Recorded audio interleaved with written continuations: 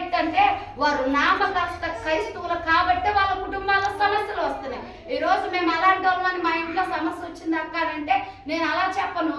నేనేమని చెప్తానంటే, ఒక ఇంట్లో సేవా పిలుపున్నా, చిన్ననాటి నుంచి ప్రార్థనకి వెళ్ళినా, చిన్ననాటి నుంచి దేవుడు పని చేసిన దుష్టుడు కొన్ని కాలములలోకి మన చలువుని చూసుకొని ఖచ్చితంగా మన కుటుంబాన్ని చెదరగొట్టాలని చూస్తాడు. ఏదో ఒక రూపన వాడు చెదరగొట్టాలని చూస్తానే ఉంటాడు.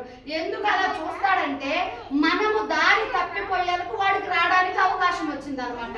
నువ్వు ఒక ప్రార్థించే తల్లివైతే, ప్రార్థించే భార్యవైతే, ప్రార్థించే కొడుకువైతే, ప్రార్థించే చెల్లివైతే, ప్రార్థించే తల్లివైతే నీ కుటుంబానికి ఏ సమస్య వస్తుందో ముందే నీకు దేవుడు తెలియజేస్తాడు. మనం ఏమనుకుంటామంటే, మనం ప్రార్థన చేస్తున్నాం, వెళ్తున్నాం వస్తున్నాం, ఎందుకు ఎక్కడ ఈ సమస్య వస్తుంది, ఎక్కడ ఈ దుష్టుడు నా ఇంటి మీదకి వస్తున్నాడు, ఎక్కడ నా బిడ్డల జీవితాలు నాశనం చేస్తున్నాడు. అసలు దుష్టుడికి మా మధ్య దుష్టుడు అని ప్రతిసారి దుష్టుడే కాదు, కానీ మన శరీరం, మన నోటి మాటల ద్వారా కూడా మన కుటుంబాలు చెదరగొట్టుకోవాల్సి వచ్చింది. మనం ఆలోచించాలి.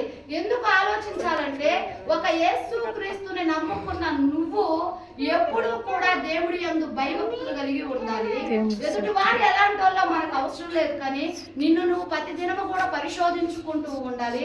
ప్రతిదినం నువ్వు మాట్లాడే మాటలో కానీ, చూపులో కానీ, నడకలో కానీ అవతల వాళ్ళు నిన్ను హాని చేస్తున్నారు, చెయ్యట్లేదని ఎవరు అనరు. నువ్వు ఒక దైవ బిడ్డవైతే హాని చేసేవాడిని నీ మౌనంతో, నీ ప్రార్థనతో వాడిని విర్రగా పట్టొచ్చని దేవుడు వాక్యం సెలవిస్తున్నాడు. దేవునికి మహిమ కలుగును గాక. దావీదు మీదకి ఏమైనా శ్రమలు రాకుండా ఉన్నాయా? దావీదు కష్టపడకుండా ఉన్నాడా? దావీదు తునీకరించబడకుండా ఉన్నాడా? దావీదు ఎప్పుడు ఆనందంతోనే ఉన్నాడా? దావీదు బతుకంతా కష్టాలే. ఎందుకు దావీదుకు కష్టం అంటే, దేవుని స్తుతించడమే దావీదు చేసిన తప్పు. స్తుతించేవాడి మీదకే శ్రమలు వస్తాయి, దేవుణ్ణి వెంబడించేవాడి మీదకే కష్టాలు వస్తాయి. అయితే కష్టాలు వచ్చే కాడికి యేసయ్య ఎందుకక్క, కష్టాలు పోవడానికే కదా యేసు ప్రభు కాడికి వస్తుందంటే, కష్టాలు పోవడానికి యేసు ప్రభు దగ్గరకు వచ్చానని నువ్వు అనుకోగాకు. నాకు ఈ లోకం శాశ్వతం కాదు, ఈ జీవితం శాశ్వతం కాదు, ఈ లోకంలో కష్టాలు శాశ్వతం కాదు, పరలోకంలో నిత్య నివాసం నా తండ్రితో శాశ్వతం కోసం నేను దేవుణ్ణి నమ్ముకున్నానని చెప్పాను. యేసయ్యని నమ్ముకునేందుకు నా కుటుంబం ఇలా ఉంది. యేసయ్యని నమ్ముకున్న అలాగే ఉంటుంది, పక్కన వాళ్ళ కుటుంబం అలాగే ఉంటుంది, మనకంటే అల్లుల కుటుంబాలే బాగుంటాయి. ఎందుకంటే వాడికి శాశ్వతం ఇక్కడే, వాడి ఆనందము, సంతోషము, సమాధానము ఈ భూమి మీదే ఉండిద్ది. వాడికి పరలోక రాజ్యంలో వెళ్ళడానికి వాడికి టికెట్ లేదు, వాడు వెళ్ళి నివాసం చేయడానికి దారి లేదు. వాడికి భూమి మీద తిరుగుతున్న వాడికి ఇదంతా చాలా విశాలంగానే కనిపిస్తుంటది అనమాట. కానీ యేసు నమ్మిన వారికి ఎలా ఉంటదంటే, భూమి మీద ఇరుకు మార్గంలో మనం వెళ్తున్నట్టుగా ఉండిద్ది.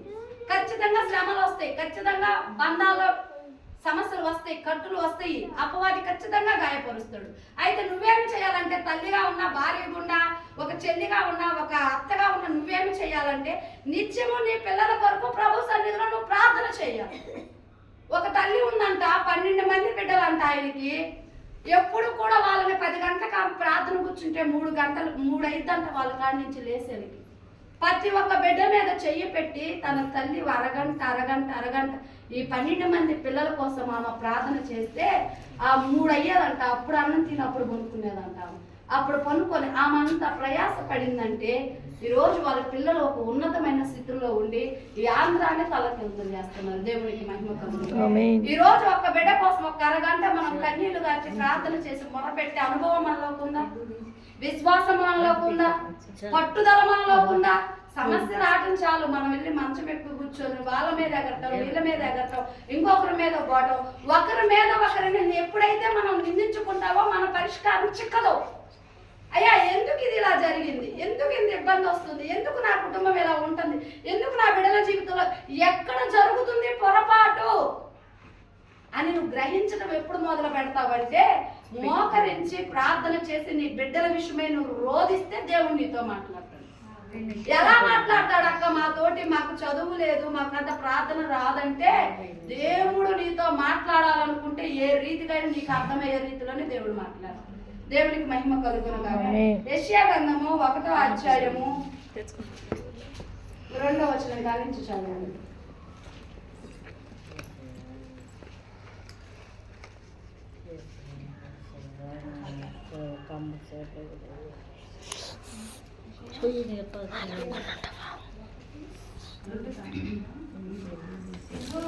యెహోవా మాటలాడుచున్నాడు. అంటున్నాడు, ఆకాశమా ఆలకించుము, భూమి చెవియొగ్గుము. నేను పిల్లలను పెంచి గొప్పవారిగా చేసి తిని వారు నా మీద తిరగబడి ఉన్నారు. ఎత్తు తన కామాందును ఎరుగును, గాడిద సొంత వారి దొడ్డిని తెలుసుకొనును. ఇశ్రాయేలుకు తెలివి లేదు, నా జనులు యోచింపరు. పాపిష్టి జనమా, దోషభరితమైన ప్రజలారా, దుష్ట సంతానమా, చెరుపు చేయి పిల్లలారా, మీకు శ్రమ. దేవునికి మహిమ కలుగునుగాక. ఇక్కడ యెషయా గ్రంథము 1-2 అధ్యాయంలో దేవుడు మాట్లాడుతున్నాను, నేను మీతో మాట్లాడుచున్నాను. ఆకాశమా ఆలకించుమా. దేవుడు అనేక రీతుల్లో కుటుంబాల పట్ల మనం మాట్లాడుచున్నప్పుడు దేవుడు మాట మనం వినే అంత స్వరము మన కాడ లేదంట. అందుకే అంటున్నాడు, నేను మాట్లాడుతున్నాను, ఆకాశమా ఆలకించుమా అన్నాడు. ఆకాశమా ఆలకించమని అంటే భూమినో లేకపోతే ఆకాశాన్ని దేవుడు ఆలకించమని చెప్పట్లా, తన పిల్లలమైన మనల్ని ఆలకించమని దేవుడు వాక్యం సెలవిస్తుంది. ఆయనంతా పిల్లల్ని పుట్టించి పెద్దవాళ్ళు చేసిన తర్వాత వాళ్ళంతా తన మీద తిరుగుబాటు చేస్తున్నారు. ఎవరు తిరుగుబాటు చేస్తున్నారంటే ఇశ్రాయేలు ప్రజలు యేసు ప్రభు మీద తిరుగుబాటు చేస్తూ ఉన్నారండి.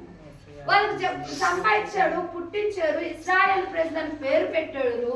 అయితే ఎన్నో గొప్ప గొప్ప కార్యాలు వాళ్ళ పట్ల చేస్తే ఇశ్రాయేలు ప్రజలు అంటే యేసు ప్రభు మీద గొనగడం మొదలు పెట్టారంట, సొనగడం మొదలు పెట్టారంట. వారు ఒక రాజు దగ్గర బానిసత్వంగా ఉండి నలిగిపోతూ వాళ్ళు తినడానికి కానీ వాళ్ళు ఉండడానికి కూడా బానిసత్వంగా ఉండి బతుకుతున్న సమయాల్లో ఇశ్రాయేలు మొరపెట్టారని చెప్పి మోషేని పంపించి విడుదల చేసుకోవడానికి ఇశ్రాయేలు ప్రజల దగ్గరికి పంపించి అక్కడ ఆ రాజు దగ్గర అన్ని అద్భుతాలు చేసి ఆ ప్రజల్ని విడిపించుకొని ఇశ్రాయేలు ప్రజలు విడిపించుకొని తీసుకొని వస్తుండగా దారి మధ్యలో వీళ్ళకి ఎర్ర సముద్రం కానరాగానే వీళ్ళు అప్పుడు దాకా వచ్చి మేము ప్రార్థన చేయంగా దేవుడు మా మొరన్నాడు, మోషేను పంపించాడు, మమ్మల్ని విడుదల చేశాడు, మేము కానానుకు వెళ్తున్నామని చెప్పి మోషే ఎన్నికట ప్రయాణం చేయడానికి చక్కగా వచ్చారు. అక్కడ వచ్చేటప్పుడు మీకు తెలియదా, దేవుడు మొరపెట్టేటప్పుడు మీకు తెలియదా, దేవుడు ఈ బంధకములో నుంచి నన్ను విడుదల చేసి మంచి మార్గంలో తీసుకెళ్తాడనేగా నువ్వు అక్కడ బంధకాల్లో నుంచి బయటకు వచ్చావు. దారి పొడుగుతో వచ్చినంతసేపు బాగానే ఉన్నారు, ఎర్ర సముద్రం రాగానే వీళ్ళ విశ్వాసం కూలిపోయింది. ఈ రోజు దేవుడు మనతో కూడా మాట్లాడుతున్నాడు ఏంటంటే, నిన్ను పుట్టించిన వాడు ఆయన, నిన్ను పెంచిన వాడు ఆయన, నిన్ను పోషిస్తున్నవాడు ఆయన, నీకు ఆరోగ్యం ఇస్తుంది ఆయన, నువ్వు తిరుగుబాటు చేస్తున్నావని దేవుడు చెప్తున్నాడు. శ్రమలో నువ్వు నా మీద తిరుగుబాటు చేయొద్దు, నీ కన్నీళ్లతో నా పాదాలు కడగమని దేవుడు చెప్తున్నాడు.